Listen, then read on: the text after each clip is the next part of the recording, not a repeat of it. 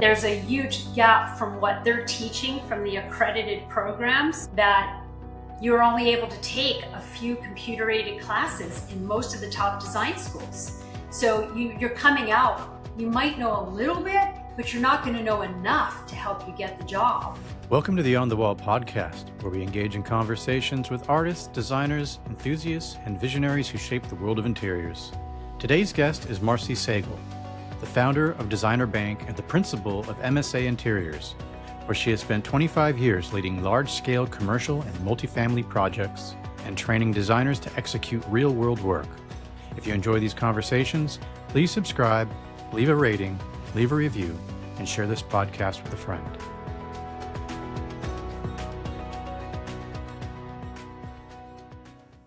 Joining me now is Marcy Sagel, the founder of DesignerBank and the principal of MSA Interiors. How are you today? I'm good, thank you. Thank you for having me. So where are you joining me from today? We're based in Baltimore, Maryland. Okay. We have an office. Is that where you've? I'm sorry. Is that where you've always been? Our headquarters are in Baltimore, yes, but we're located. We have a lot of people that work remotely full time around the country. Okay. So yeah, you're born and raised in Baltimore. Is that where you've always been from? I'm born in Baltimore. I was raised in Annapolis, Maryland. Oh, okay. Yeah. So you've always sort of been in that part of the country, sort of. Yes. Okay, cool. I grew up not far from the Naval Academy and on the water, and I love the water, love being on the water. Oh, awesome. There's a lot of shipyards over there, aren't there? Isn't that where like a lot of shipping happens? The Naval Academy is like right in downtown. And so I grew up with midshipmen my whole life at our house. And we always hosted people. If you're in a certain mile radius of the Naval Academy, you can be a host to Naval Academy people that are attending. And so we had a lot of midshipmen in our house growing up. Oh, wow. Yeah. How interesting. That's cool. Yeah. So you are head of this MSA Interiors. Is that right? What's your, so I noticed that it's more focused towards commercial design, but it's still like living quarters. It's large scale residential, like apartment complexes, student living, senior living, all that sort of stuff, right? Yeah, we do multifamily, we do market rate, affordable housing, senior housing, student housing. And I like to say that our interior design, while it's considered commercial, we have more of a residential feel to it. Right. There's more hospitality, more residential feel to it. So it requires people to kind of delve into finishes and really developing that skill set of taking it in a direction of interest to the developer. Okay, cool. How did you kind of get into it all? What's your background in interior design? Sure. So growing up in Annapolis, I had a mother that my parents constantly had interior designers working on our home. And my mother I'm an only daughter, and she would ask my opinion and present everything to me. And I would sit in the meetings and listen and learned a lot and pretty much knew from a very early age, as I was giving my opinion on a lot of different things at 10, 11, 12 years old, I fell in love and was very passionate about interior design from an early age. Okay, so you were absorbing it even as a little girl. It was just always around. And my mom had incredible taste and okay. Very different than what is traditional in Annapolis. My mother had a lot of collections of things and it just taught me a lot about furniture and fabrics and art and collecting and all of those things that I didn't know until my mother sort of presented them, to me at a young age. So. Oh, wow. Okay. Yeah. And so how did you go to proper schooling for it? I did. Yeah, I did. It took me a little while to kind of get myself, even though I knew I wanted to be an interior designer, I felt like all of the designers that my mother had been working with were quite, much older. And I thought, well, no one's going to hire me at a young age. I have a lot to learn. So I went to school. I studied graphic design. I studied interior design. I studied both. I thought they would both be helpful to each other, and they have been. It's been a good Hmm. background for me. So I was fortunate enough to be able to get into the interior design industry. I started out residentially, believe it or not. And Okay. through that residential experience, I had gotten quite good at cabinetry and millwork. And so was doing all of the hand elevations and CAD drawings back then. And uh, a client came to me through an architectural group that I was redlining all of their cabinetry drawings for their multifamily. And he called me and he said, I'd like you to redline these and tell me how you would save us money. On the Wall is brought to you by Milton & King, your trusted partner for luxury crafted wall coverings. Milton & King's trade program is designed to make your creative process seamless, offering exclusive trade-only benefits such as complimentary samples, early access to new collections, and professional pricing structured to enhance your business success. To assist with your projects, you'll have the flexibility to create your own custom swatchbook, tailored specifically to your design needs.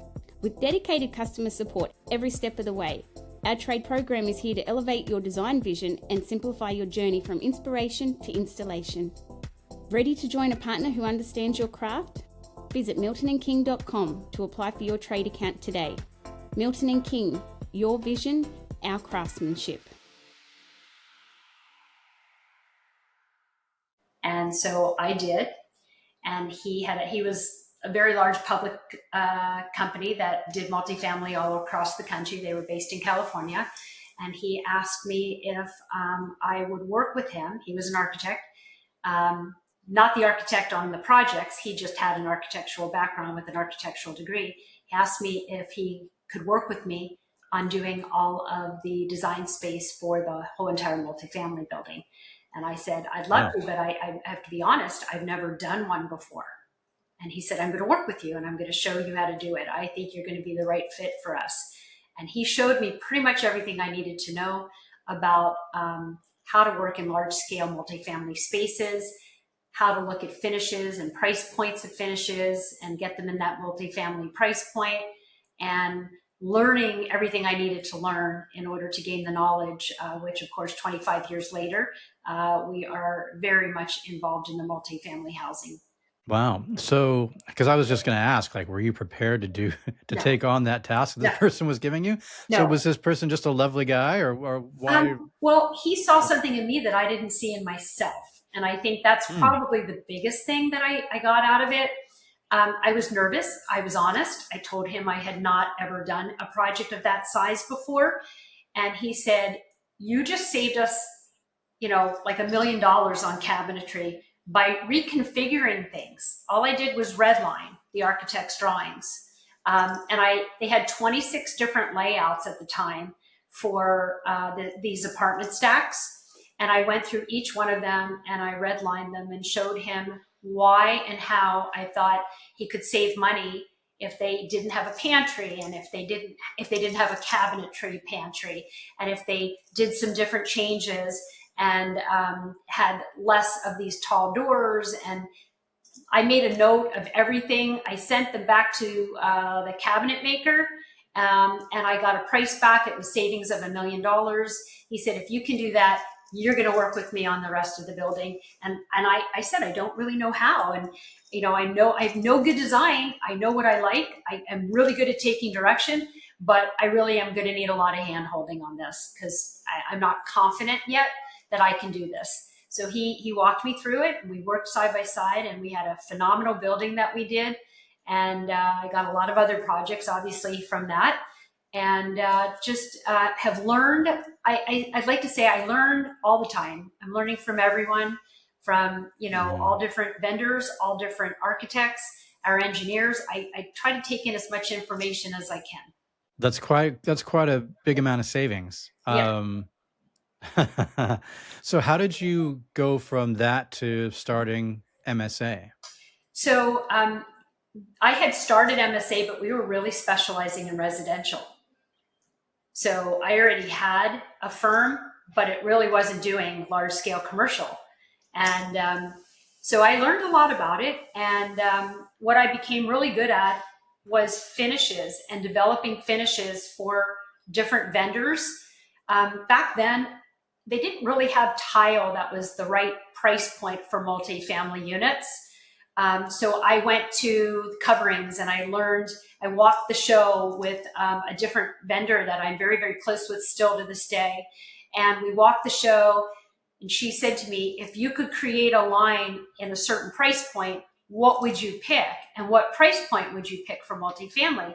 And so she created a multifamily price point in that, like, I want to say 150 to 250 range for like the units and for the bathrooms. And then for the kitchen backsplashes, I said they kind of needed to be in that sort of $5 to $10 range. And she went and got products and we helped pick the colors. And I did the same thing with flooring.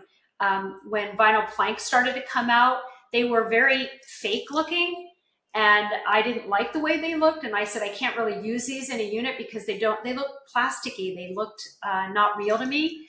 And so I had a vendor say to me, well, what would you do differently? And I said, I want them to look more like real wood.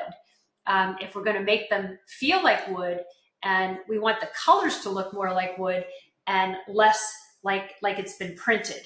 So they brought in all of these different samples. We took photographs of them. They sent them to the manufacturer. I went out to Germany with some of the manufacturers, and we created a line for North America for them for vinyl plank flooring that looked much more real and in the right price point.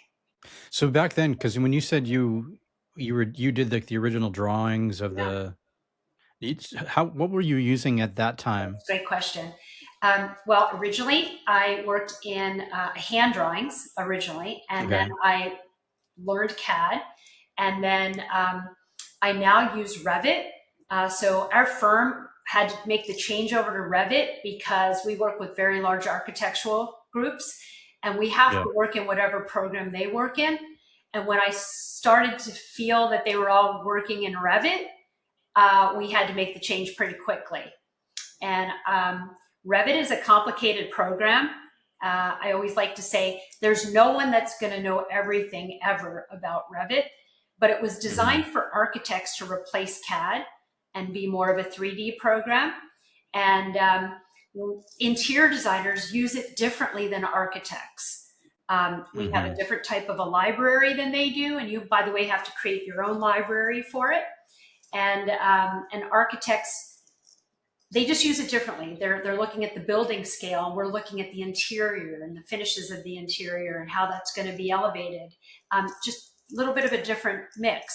So every single time I tried to train any of our employees through Revit and their trainers, it wasn't giving us what we needed for the actual program and for what we needed to do in that program. So we started to create a library. I hired someone to work on our library just specifically for that. We invested in changing everybody over. And then we basically figured out that we pretty much had to learn on our own some of the skill sets for Revit until I had a couple of people that I hired that actually had worked at architectural firms and had a better skill set for using Revit for interior design. And I think over 25 years of training people, we really understood that there was sort of a gap missing. And we figured that that gap was really in the training process. And what could we do to help people that might want to work in Revit or learn how to render in Enscape and really become quite good at it, and make their presentations look like they're almost photographs, because we all used to farm renderings out overseas, and my whole office, everyone does their own renderings. So we all do our own renderings. It's part of the design process. It benefits residential designers as well as commercial designers. But we ended up coming up with this idea to do these learning modules for anyone that might want to learn how to use Revit for interior design, learn how to use Enscape for interior design. And instead of having to hire someone, you can pay this minimal fee and it walks you through with a video, with a workbook, And you can stop and start it at your own convenience, and it just makes it much more simple. And I found that, in every residential designer that I knew that wanted to learn how to evolve and work, in a 3D element and then be able to do the renderings, this was really, really helpful, our training program. Yeah, so that leads me to what you created called DesignerBank. Right. And so that is essentially a tutorial for Revit, for Enscape, among other things. And so, like you said, I got to have a little bit of a preview and play around with it. It's really cool because, yeah, it's like you said, there was some sort of gap between the way that architects were using it and interior designers Right. were using it. And so do you feel like your approach, so you in this, would you call it, I don't know if you call it a platform or just an educational tool? I don't know how exactly you would refer to it, but would you say that the way that you're approaching DesignerBank is a way to sort of bridge that gap between architectural language and interior design language so that they can kind of speak to each other and work together? It is. And what we realized is not only had we kind of stumbled onto something that actually was really, really needed, because it's very, very hard for residential people to jump into the commercial world unless they have some really basic experience. And that basic experience is definitely Revit now. And so I thought, well, maybe we can, bridge the gap here and come up with something that everyone could use and it would benefit anyone, whether it's residential or commercial, and teaching people different skill sets into, not only space planning, but also, just, how to light that space plan, how to render it so that it's got all of these sort of accessories and, lighting and, sort of shading and fabrics that you might need in your rendering. And I call it a learning management system because I wasn't sure what to call it at first, but it's really online learning modules that anyone can download. And, I just launched, so it's very new. And what we realized is not only is it good for interior designers that are already working or doing it on the side, but that universities really needed it. There's a huge gap from what they're teaching from the accredited programs, because they have to fit so much into a 4-year program that you're only able to take a few computer-aided classes in most of the top design schools. So you're coming out, you might know a little bit, but you're not going to know enough to help you get the job. So we also could then bridge the gap from anyone going to design school to learn these modules. They could come out and actually get a job, because you have to be able to work in these programs in order to get a real job that can effectively pay you a salary. And then after speaking to a lot of our recruiters, we use a lot of recruiters nationwide, and when they've produced candidates to me that don't use Revit, I can't hire them because it would take now too long to train them to get up to speed to where we are. So I don't really hire anyone anymore that doesn't do Revit. But what we have figured out is that if they had any of their candidates that didn't know Revit and they could take the modules, they could increase their salary between $15,000 and $30,000 just by learning one program, which is a lot. So, so there's a lot of things here that we kind of figured out as we were moving along the process. I went to a program at Princeton called Birthing of Giants, and at that program is how I came up with the idea of the learning modules. They work with you for a week, and you kind of come up with ideas within your business of other different types of products that you might have that you didn't know that you had. And that's what I came up with. I hadn't quite named it. I just said, I want to do these learning modules. And one of the guys there, who is a serial entrepreneur, he's just so accomplished. He said to me, I'm in this industry. I know learning modules. I'm going to mentor you and help you get this to market. And he did. He was instrumental in helping me really understand learning modules and how to look for the right software and programs that might accompany it. That's great. Yeah. So your primary target for this would be interior designers who want to make that transition into more commercial work, and then also new students who are, just out of school who might want to up their game and make themselves more attractive to the job market in Mhm. interior design and in commercial design. Have you yet had any, because I'm actually surprised with what you're saying about how a lot of students are coming into the workforce and they're not prepared. Have you teamed up with any schools, any So educational I'm programs I'm to? working with a number of universities right now. I actually have a very large university with one of the top interior design programs that's going to be taking this on. And so Okay. we're just in the process of negotiating that contract right now.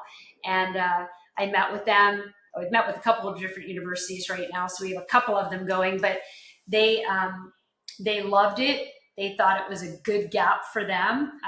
They could use it for kind of executive education and then roll it into their accredited program. That takes a little time to do. It has to go through an approval board. So, yes, so they saw the need just like I saw the need. Yeah, because I mean, how great would that be if students could just make it a part of their curriculum and then they come out and they are fully ready to just, Mm-hmm. hit the ground running, really. Yeah. And I think, we've hired a number of different people out of school, interns over the years. And, I know which schools prepare their students the best, just because we've had people from there and they've always been able to hit the ground running. And Hmm. then other schools that they come out knowing a lot of theory and a lot of design, but they don't necessarily know how to work in the programs that we all work in. And so, there's that gap, and you just want to make sure that people can fill the void wherever they went to school, and make sure, and maybe they didn't even go to school. And this is the other thing. If someone's just really doing interior design at home and they really want to, do decorating, as I call it, what I say is that you can learn these programs and work in them without any kind of schooling and still get incredible renderings and incredible space planning with just some really good basic things that we're teaching you. So I think it's good for just about everyone, to be honest. Well, yeah, because I think there is a big cohort of people that are interior designers that are pretty much self-taught. Mm-hmm. They basically, Wow. like you said, either they grew up around it or just grew up and loved it and started reading books and just educating themselves and have an eye for it, but maybe don't have the technical side. And so that's something that they could really, improve their toolbox Yeah. essentially.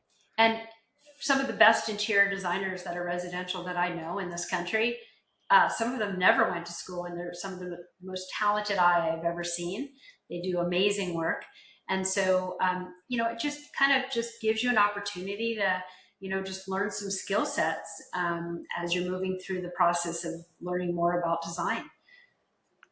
Yeah, that's great. Well, I'll definitely put Designer Bank in the show notes of this episode. So if anybody is interested, they can click on it and have a look and see if it's something that they might be interested in. Because yeah, it's Yeah. if you can use that to upgrade your toolbox and Sure. and I say go you know, for it. More power to you. But we just launched 13 in our initial launch, and we're hoping to have 30 by the end of the year. We'll have 30 because I have to so write when you them say and produce them, so we film them. So with okay, actual people that work here, so when you say 30, are you talking about like like other programs or what are the 30 other actual modules. Yeah, 30 modules. yeah. Okay. And So is that so basically more of a deep dive into these programs you're already working with? Okay. So we did an initial Revit level 1, beginner, level 2, just a little intermediate, and then to the next level. But we will do another one on how to build families in Revit, and just how to do specialty things. And then we're going to do some other ones on how to work in Bluebeam, and just different things that we think people really need to know how to do. And then people can pick and choose what is effective for them, whether it's commercial or residential. To be so much to pick from that, it kind of makes it of a personalized course for yourself. Congratulations on the launch of Designer Thank Bank. That's you. really great. I Appreciate hope I it. hope people take advantage of that. I'd love to just dive into a little bit of just the wealth of your knowledge when it comes to the type of work that you've been doing. and just, kind of just pick your brain a little bit about, like, for example, I was looking at, let me just see if I can pull it up real quick, just so people can kind of get an idea of the type of stuff from your portfolio, if that's all right. Let me just see if I can share my screen here. Introducing Benchmade Modern. Tailored sofas crafted just for you, delivered in as little as 4 weeks. Create a custom piece that perfectly reflects your style. Choose from our collection of designs from timeless to modern. Customize the size, then personalize with your ideal fabric, cushion, and leg style. Discover your dream sofa today.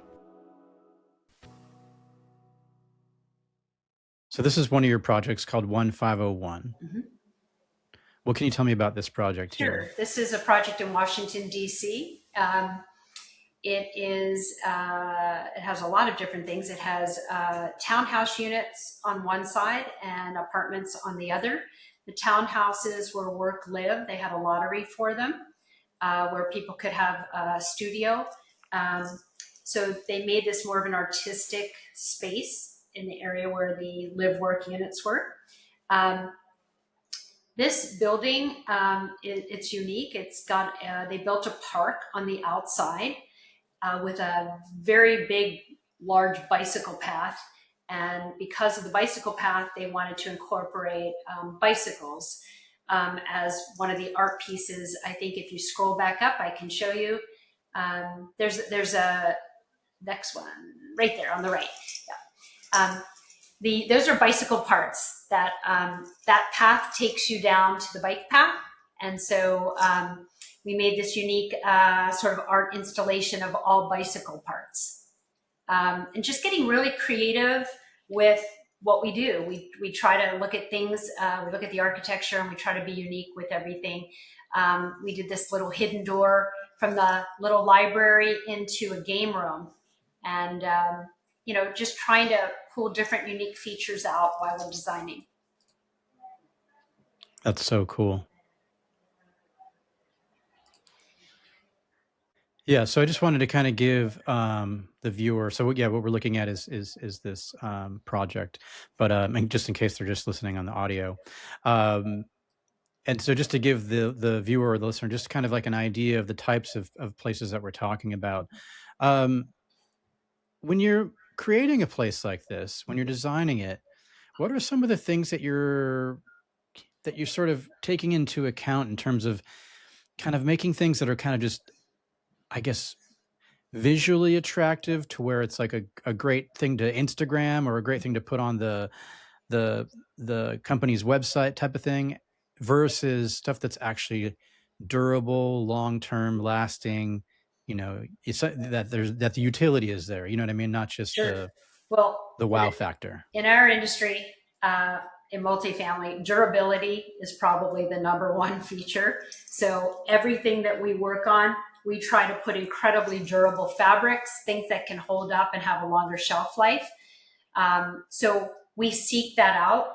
And the way that we start is we do some really very thorough inspirations so that we work with the developer and the team and even the management team, whoever's going to be the leasing company. We work with them to get a list of what they need, and we kind of incorporate that into the space planning. So our initial presentation, our inspirations, lots and lots of them with, we use a lot of branding words, marketing words, things that people can start to feel the development happening. And we give them a color palette also in that initial inspiration. And then we do space plans, lots and lots and lots of space plans where you can start to feel the flow. And we don't do them in blocks, and we really do draw them out. So that's one of the beautiful things about using Revit, is that we can very easily do space plans for large scale and mix them up. So we can put a leasing area up front, or we can put a large 2-story, fireplace with a big, staircase coming down from the second level or mezzanine. And we can add all of these things and very quickly give you 5 to 10 space plans for the entire building. And that way the developer and the team have something to choose from, and they feel like they're creating it with you. So that's typically how we work. And so I would guess that you're recommending for the developers and the builders to say, you probably should bring us in from day one, right? We're brought in super early on, so that when we're brought in very early on, we can start to, we have a list of what we're responsible for, and then the architect has a list of what they're responsible for, but we have what we call meetings to discuss those ideas so that we can understand what the architecture is going to look like early on, the direction. So we might be looking and comparing all of the comparative properties. So we might look at 5 of the, apartment buildings that might be closest to this apartment building that we're going to build. And we'll look at what are their amenities, what do they have in their building, what does it look like? What does the design look like? We don't want to look like our competitor. We want to be different. And what is their price point for rent? And what's going to set us apart and make us different? So we do an evaluation of all of that ourselves so that we can come up with an idea with looking at the architecture of the new building. What direction do you think we should go in based on all of these characteristics? And that helps us to make a decision for a path, so that we're not doing what we necessarily want. We're doing what we think works best for that particular audience, for that market. Right. So you are trying to sort of fill in gaps in certain spots where, let's say the place next door may have certain amenity, but they may not have another one. And you're trying to basically say, well, rather than just compete with that, we're going to offer something different. Right. So, we might offer a pool, or there might be a couple gyms in the neighborhood. So maybe our gym doesn't have to be quite as big, and we can utilize that space for something else. And we come up with all kinds of interesting and creative ideas. That's kind of the fun of it. We'll sit around and brainstorm and come up with some new amenity ideas. And COVID changed a lot of things with multifamily buildings, because people needed to come out of their apartments. They didn't like being cooped up. None of us liked being cooped up in our houses. So, we needed to make co-working and lots of individual, work from home areas, Zoom rooms, all of these different things. So we were effectively taking other areas of the buildings and making them more useful during COVID, so that people could come out and just work in a space that wasn't their home. Wow. So it's kind of crazy to think about that whatever you want to call it, pandemic phenomenon really did change so much. I mean, you don't even think about the fact that, now it's even affecting the way that, multifamily or apartment housing or anything like that is being constructed, because now we're just in a different world. It's the post-COVID world where people are working from home and they need more work from home options and amenities. Yeah, and my whole office was already on Zoom prior to COVID, because we do a ton of meetings by Zoom, where we used to have to do them in person all of the time. I used to have to get on the road or on a plane to go to a meeting. We do them all by Zoom, pretty much bi-weekly. We have bi-weekly meetings on almost every project. And so it was very easy. We were already remoted. Everybody was able to work remotely from our office. So we were pretty ready for it. But what we hadn't really anticipated was the amount of changes that needed to take place in the design process. So that was a little bit different because of COVID, as you said. Yeah. Yeah. I have one question, but it's sort of, I guess, in 2 parts. So, and it's sort of related. Do you ever have a situation, I guess you would hope that it wouldn't work out this way, because you'd hope developers and architects have their ducks in a row. Yeah. But do you ever have it where something is sort of built and then they come to you after the fact and they go, okay, make it look pretty? Oh yeah. And you're just like, you should have brought us in, at the beginning of this thing. We do have that, but we also handle a lot of large scale renovations. So a lot of buildings, you walk into a lot of different apartment buildings and they look dated, but they're in great locations, and they want to update it and give it sort of like a lift and bring it more current. So we're brought in a lot for renovations and to kind of work with the building structure, but maybe like, for instance, no one had package rooms the way we have package rooms now. I mean, Amazon's Oh, crazy. right. So that's Amazon lockers and big change, yeah. So now we have these very large things, TVs, mattresses, things coming in the mail that are just super large scale, and bicycles and things like that. So we were creating package rooms out of like dead amenity spaces. So yes, we're brought in all the time to kind of make things current and revise it and give it a fresh look. yeah, that was sort of the other half of my question was I was going to say, I'm guessing you're brought in sort of after the fact to update and make it so that it is post-COVID, Oh yeah. livable. Okay. Absolutely. And then, just now we do a lot of things where we call them they have markets in them. So they might have Yeah. vending machines that are like, from CVS or a Walmart or that kind of thing, or just a mini market, depending on if it's in a suburban location or a location that's sort of like what we call suburban location, not urban Mm-hmm. location. And they would create these mini marts so that people don't have to go to the store if they don't need to. They can go downstairs and get like some basic items. So we do a lot of those as well in suburban properties. You had mentioned at the start of our conversation how when you were getting started, you were redlining their plans to save them money and that kind of thing.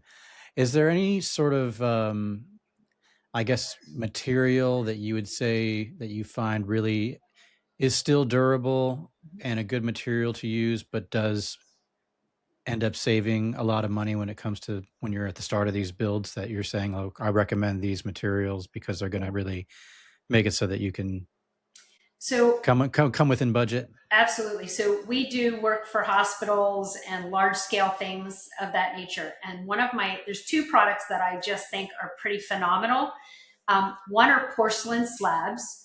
Like 10-foot porcelain slabs that are very, very reasonable, but it looks like a marble front. So we use those a lot on the front of an elevator or in a lobby wall in a hospital. They're very easy to clean and they're inexpensive and they look really high end. So that's definitely a product that I absolutely love. And another product that I love is called Belbian. It is a vinyl wood film wrap that you can wrap. Like I've done work in hospitals where they've had very dated wood, and we've come in and we've used Belbian, and all the wood gets wrapped in that vinyl, and it looks incredible, like so high end and such a reasonable price. So we love both of those products in the commercial world that we feel really gives really good value and really high end look. Do you find yourself using vinyl wallpapers and things like that too? We use wallpaper on every single job. Vinyl wallpaper, literally on every job.